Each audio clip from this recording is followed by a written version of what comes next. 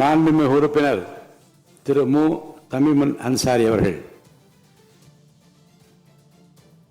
மாண்புமிகு பேரவை தலைவர் அவர்களே, மாண்புமிகு பேரவை துணைத் தலைவர் அவர்களே, இன்று போட்டியின்றி தேர்ந்தெடுக்கப்பட்டிருக்கக்கூடிய உங்கள் இருவருக்கும் என்னுடைய மனிதநேய ஜனநாயக கட்சியின் சார்பிலே நல்வாழ்த்துக்களை தெரிவித்துக் கொள்கிறேன்.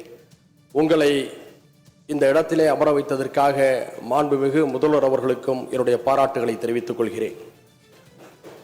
இருளை படிப்பதை விட ஒரு மெழுகுவர்த்தியை ஏற்றி வையுங்கள் என்றார் அரசியல் மேதை அரிஸ்டாட்டில்.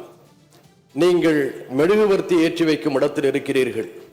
அந்த மெழுகுவர்த்தி இந்த அவையில் நாகரிக அரசியலின் வெளிச்சத்தை ஏற்றி வைக்கட்டும் என்று மீண்டும் வாழ்த்துகின்றேன்.